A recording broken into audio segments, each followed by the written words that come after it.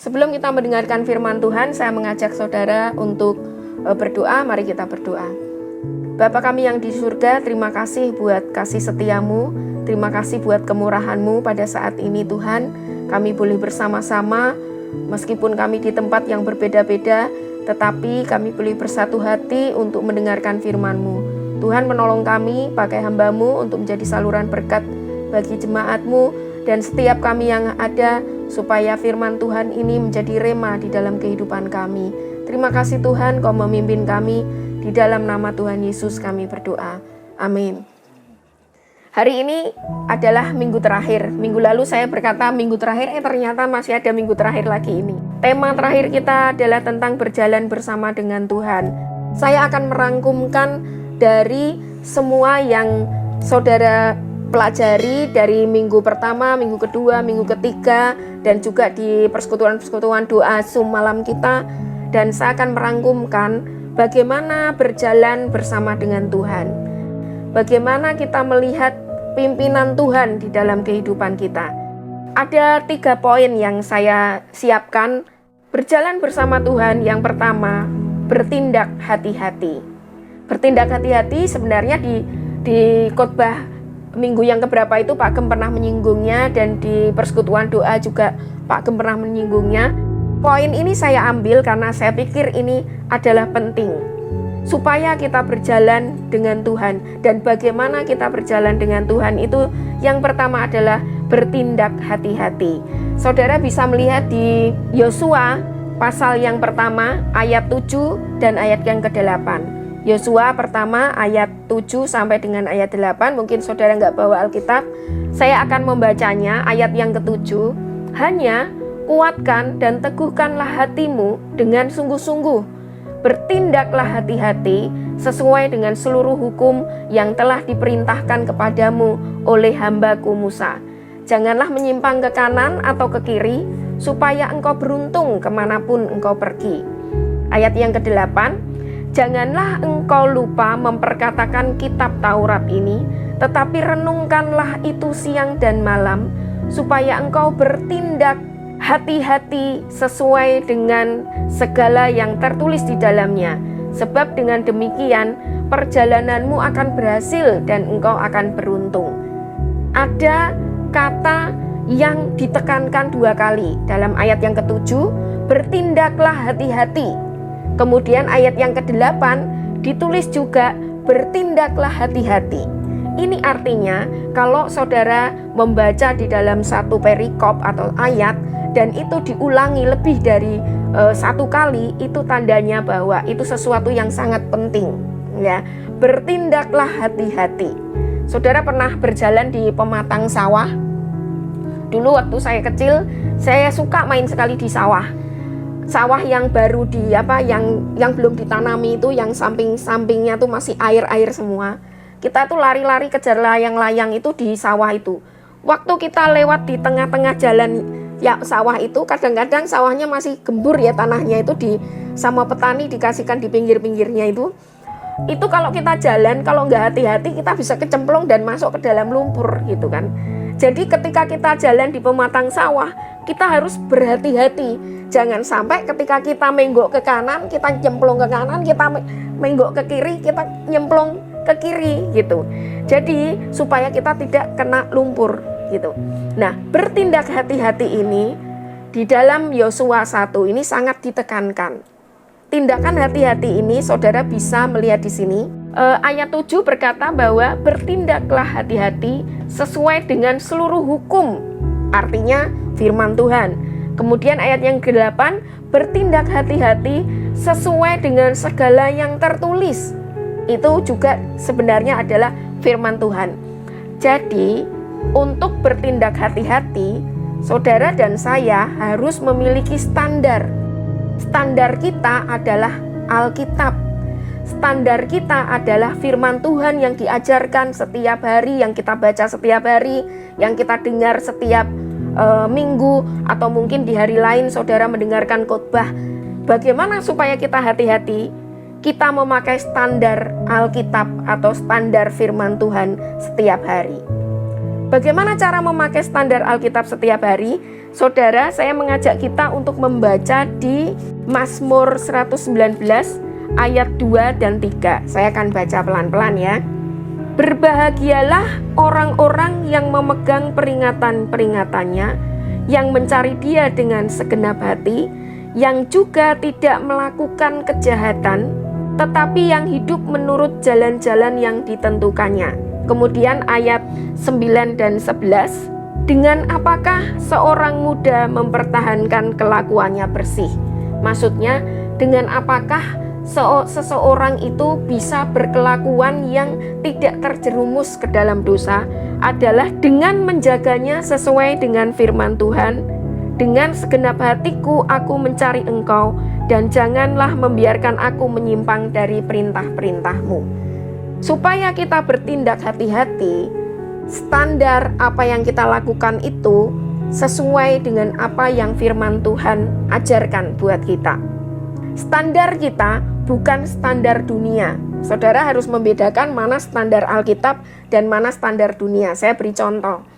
Standar dunia adalah jika orang itu berbuat salah kepada kita adalah balas, gigi ganti gigi. Ya, balaslah itu. Kalau kamu nggak balas rugi. Kalau kamu nggak balas itu bodoh. Itu standar dunia. Tapi standar firman Tuhan, kalahkanlah kejahatan dengan kebaikan. Nah, ini standarnya. Kalau standarnya dunia mengatakan kalau kamu dikecewakan, kalau kamu diselingkuhi misalnya yang berkeluarga, kamu harus membalasnya.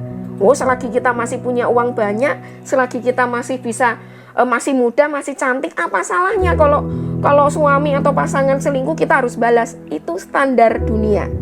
Tetapi standar firman Tuhan, ampunilah kesalahan mereka. Ini berat, ya memang berat.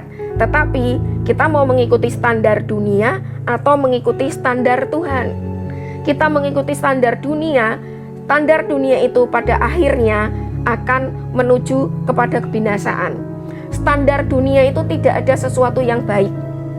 Pada akhirnya, kalau orang-orang mengikuti standar dunia, hidupnya bukan semakin baik, tapi hidupnya semakin terpuruk. Tapi, jika dia taat dan mengikuti standar Alkitab, standar Tuhan yang sudah dituliskan dalam firman Tuhan, yang kita dengar, yang kita baca, maka kita akan memiliki kehidupan yang lebih baik. Ya. Tidak ada orang yang hidupnya sembarangan akhirnya dia menjadi baik, enggak. Saya saat ini sering sekali mengikuti channel di YouTube itu tentang beberapa kasus-kasus kriminal gitu ya. Kenapa saya suka? Karena memang sejak kecil saya suka sekali dengan detektif-detektif gitu. Cerita-cerita detektif. Nah, kalau dilihat dari situ adalah kebanyakan orang-orang itu yang hidupnya terjerumus ke dalam narkotik, terjerumus ke dalam pembunuhan, terjerumus ke dalam kehidupan yang tidak baik. Biasanya mereka mengikuti standar-standar yang sudah ditetapkan oleh dunia. Dunia mengatakan selagi kita masih muda, kita berfoya-foya, kita bersenang-senang. Tapi nanti kita tua bahagia. Nggak ada orang yang muda itu berfoya-foya, bersenang-senang, kemudian tua akan bahagia dan mati masuk surga. Itu standar dunia. Nggak ada seperti itu.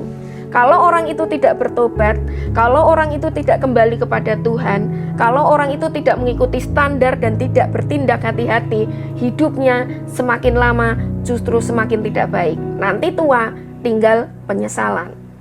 Kalau saudara mau tahu tentang penyesalan hidup, saudara bisa berkunjung di panti jompo ya. Di panti jompo itu saudara bisa mendengarkan orang-orang tua bercerita. Pasti mereka akan menceritakan mengapa waktu muda saya tidak begini, mengapa waktu muda saya tidak begitu. Kakakku pernah bilang kepada saya, kakak saya itu jaraknya jauh ya, jadi dia sudah seperti kayak orang tua saya gitu. Dia bilang, dulu aku di sekolah kayak mbak ibu, tapi aku nggak sekolah dengan baik. Dulu aku ada kesempatan untuk masuk ke sekolah perawat kakak saya. Ternyata malah kakak saya bertengkar di asrama. Akhirnya dia keluar dari sekolah itu. Padahal sebenarnya kalau dulu saya ngikuti itu, saya akan lebih baik lagi hidup saya. Kakak saya sudah umur 60-an ya. Jadi saudara bisa melihat itu, saudara bisa belajar. Firman Tuhan mengatakan, marilah kita belajar tentang kehidupan ya. Dari kehidupan itu saudara bisa melihat bagaimana kesempatan inilah ketika saudara dan saya masih muda, ya kita kan rata-rata 45 ke bawah, berarti masih muda semua. Kesempatan inilah untuk bertindak hati-hati. Kesempatan inilah untuk kita berjalan tidak menyimpang ke kanan dan ke kiri, supaya ketika kita tua, hidup kita tidak penuh dengan penyesalan, tetapi hidup kita bangga. Karena apa? Waktu saya muda, saya bekerja keras untuk keluarga saya. Waktu saya muda, saya bisa menyekolahkan anak saya, meskipun saya mungkin cuman lulus SD, SMP atau SMA, tapi anak saya bisa kuliah. Itu sebuah kebanggaan gitu ya. Jadi bertindaklah hati-hati supaya kita bisa berjalan bersama dengan Tuhan. Yang pertama adalah bertindaklah hati-hati. Standar kita bukan standar dunia, standar kita bukan pendapat orang lain. Ingat ya, pendapat orang lain itu abaikan saja yang negatif ya. Karena apa? Kalau kita mengikuti standar apa kata orang, kita nggak akan maju ya. Tetapi ikutilah standar apa kata Tuhan buat kita gitu.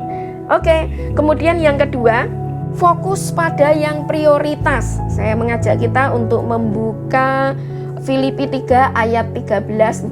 Ini yang lebih utama ya. Tapi saya akan membaca dari ayat yang ke-10. Fokus pada yang prioritas. Filipi 3 ayat 10 sampai ayat 14. Saya baca ayat 10. Yang ku kehendaki ialah mengenal Dia dan kuasa kebangkitannya dan persekutuan dalam penderitaannya, dimanapun aku menjadi serupa dengan Dia dalam kematiannya. Ayat 11, supaya aku akhirnya beroleh kebangkitan dari antara orang mati. Ayat 12, bukan seolah-olah aku telah memperoleh hal ini atau telah sempurna, melainkan aku mengejarnya, kalau aku dapat juga menangkapnya, karena aku pun telah ditangkap oleh Kristus Yesus. Yang 13, saudara-saudara, aku sendiri tidak menganggap bahwa aku telah menangkapnya, tetapi ini yang kulakukan. Coba perhatikan ya. Tetapi ini yang kulakukan, yaitu aku melupakan apa yang telah di belakangku dan mengarahkan diri kepada apa yang ada di hadapanku, dan berlari kepada tujuan untuk memperoleh hadiah, yaitu panggilan surgawi dari Allah dalam Kristus Yesus. Ini adalah tindakan untuk fokus kepada yang prioritas. Nah, saudara, seringkali kita ini wanita ya, banyak sekali pikiran yang bercabang sana sini. Cabang kita itu banyak pikiran kita.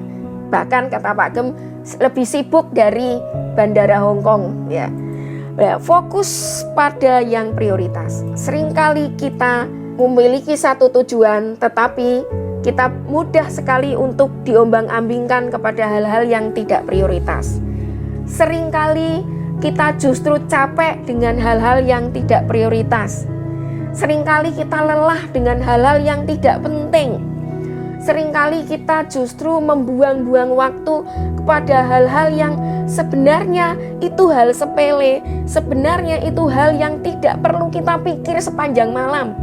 Ya. Firman Tuhan mengatakan, marilah kita fokus kepada yang prioritas. Apa itu? Rasul Paulus mengatakan, yang ku kehendaki ialah mengenal Dia dan kuasa kebangkitannya dan persekutuan dalam penderitaannya, di mana aku menjadi serupa dengan Kristus. Ya. Yang prioritas bagi kita orang yang percaya adalah yang pertama, kita mengenal Tuhan lebih dalam lagi. Kita menjadi serupa seperti Kristus dalam hal karakter, dalam hal pemikiran, dalam hal pikiran, dalam hal tindakan, dalam hal perilaku kita. Ya. Jadi itulah yang utama. Ya. Itulah yang utama yang harus kita kejar. Karena apa? Kalau kita mengejar hal-hal kebahagiaan di dunia ini, itu hal yang sementara.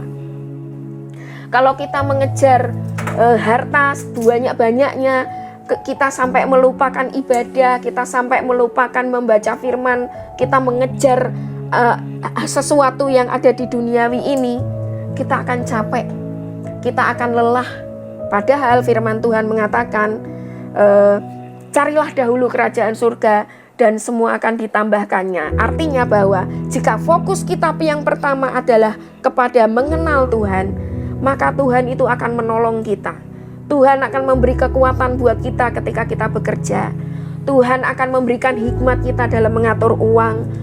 Tuhan akan memampukan kita untuk bertindak hati-hati. Tuhan akan memberikan pertolongan kita pada saat kita lemah. Ya, jadi fokus yang pertama adalah mengenal Allah dan hidup menyerupai Kristus. Ya. Prioritas yang berikutnya adalah Paulus mengatakan, aku mengarahkan diriku ke depan.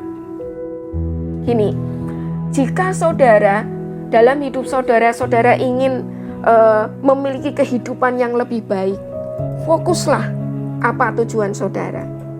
Saudara mau bekerja, tujuan awalnya apa? Saudara ingin meningkatkan taraf hidup keluarga. Saudara ingin mengumpulkan uang untuk keluarga, untuk anak, untuk membangun masa depan. Di tengah jalan terlalu banyak hal-hal, ya. Terlalu banyak hal-hal yang menyita pikiran kita. Ada banyak iming-iming kesenangan-kesenangan dunia. Ada banyak hal-hal yang membuat kita akhirnya tidak fokus lagi, sehingga kita mulai tidak bisa menabung, kita mulai tidak bisa menyiapkan segala sesuatu untuk masa depan kita. Paulus mengatakan, aku melupakan di belakangku tetapi mengarahkan diri yang ada di hadapanku. Ya. Jadi fokus kepada yang prioritas. Apa yang prioritas bagi saudara dan saya? Ya. Fokuslah kepada itu. Jangan mudah terganggu dengan status orang. Jangan mudah terganggu dengan orang ini kok dia kok kayaknya lebih berhasil dari saya. Enggak usah terganggu dengan hal-hal itu. Kemudian yang berikutnya adalah sertakan Tuhan dalam segala perencanaan. Sertakan Tuhan dalam segala perencanaan. Kita akan lihat di Amsal 16 ayat yang pertama sampai dengan ayat yang ketiga. Amsal 16 ayat yang pertama sampai dengan ayat yang ketiga. Saya akan membacakan. Manusia dapat menimbang-nimbang dalam hati, tetapi jawaban lidah berasal dari Tuhan. Segala jalan orang adalah bersih menurut pandangannya sendiri, tetapi Tuhanlah yang menguji hati. Serahkanlah perbuatanmu kepada Tuhan, maka terlaksanalah segala rencanamu. Ya. Sertakan Tuhan dalam segala perencanaan hidupmu. Ya. Kita tidak bisa lepas dari namanya membuat sebuah rencana-rencana hidup.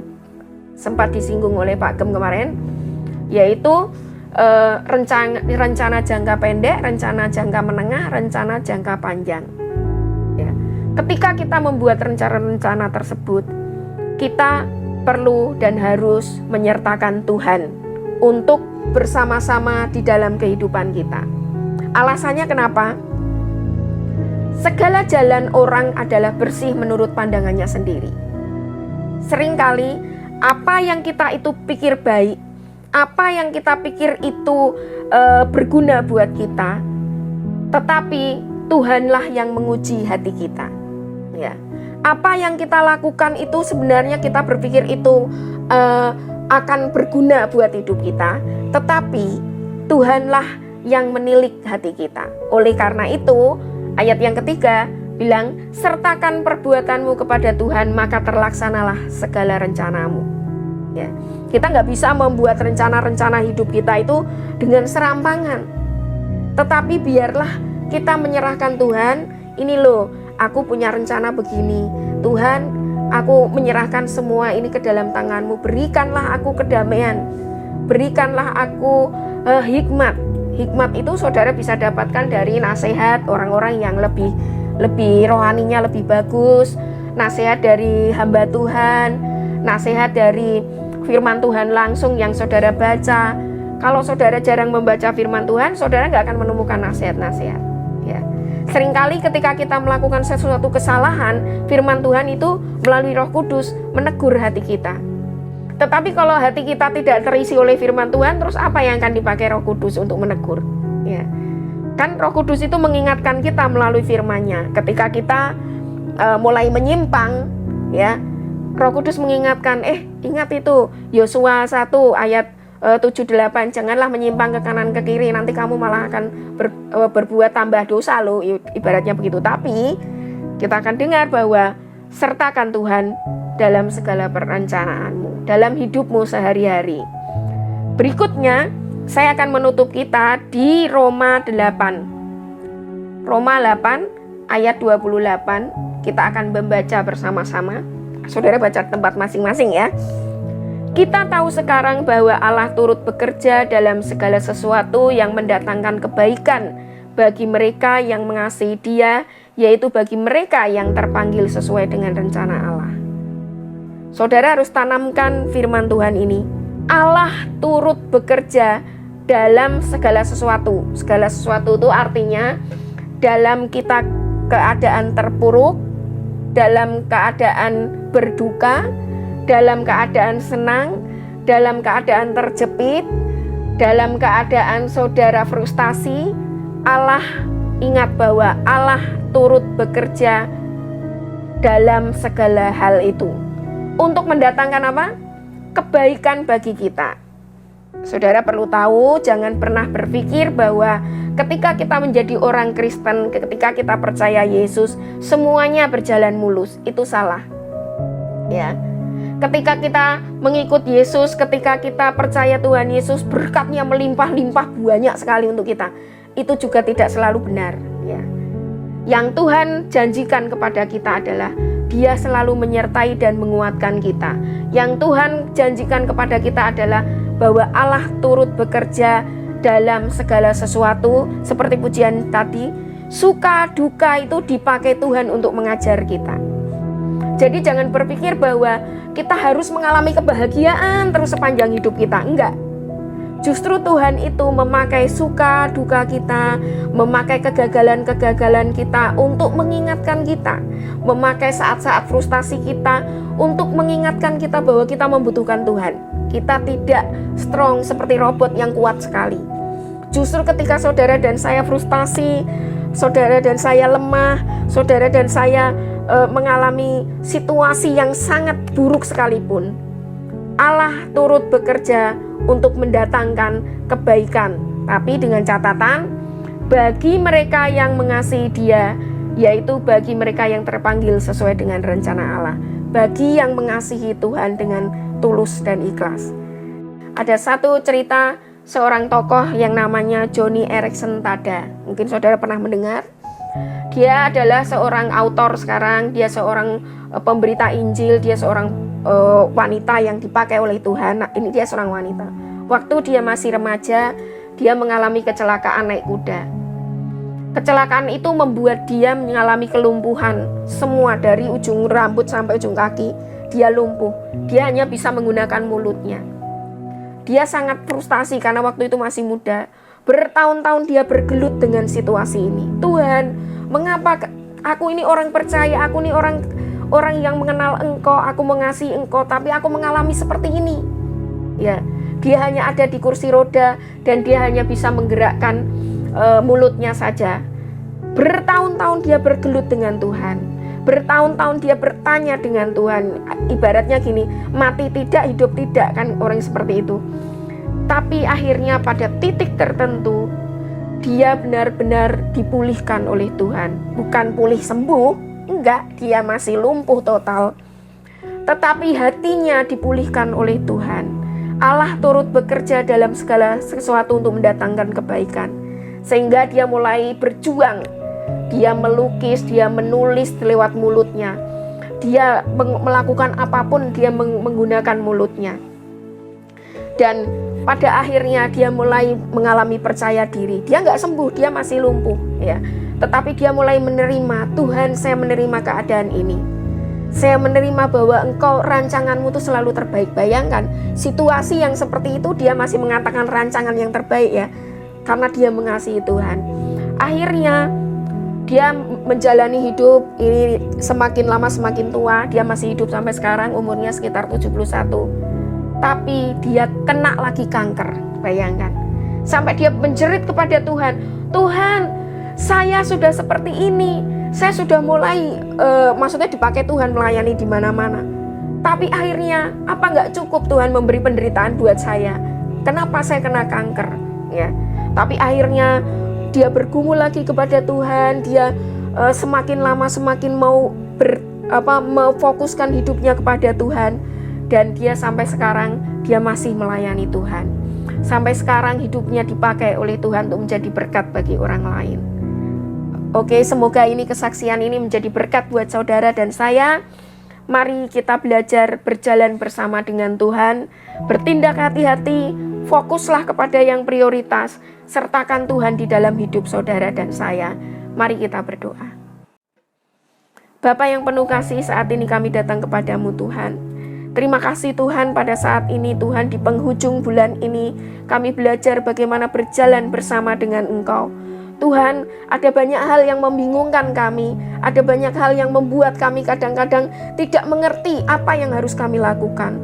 Oleh karena itu, tolong kami Tuhan untuk bertindak hati-hati, untuk fokus kepada Engkau, dan untuk menyertakan Engkau di dalam hidup kami. Kami percaya suka duka kami dipakai oleh Tuhan untuk kebaikan kami yang mengasihi Engkau. Kami serahkan firman Tuhan ini, biarlah Tuhan berkarya di dalam setiap anak-anak-Mu. Kami berdoa di dalam nama Tuhan Yesus. Haleluya. Amin.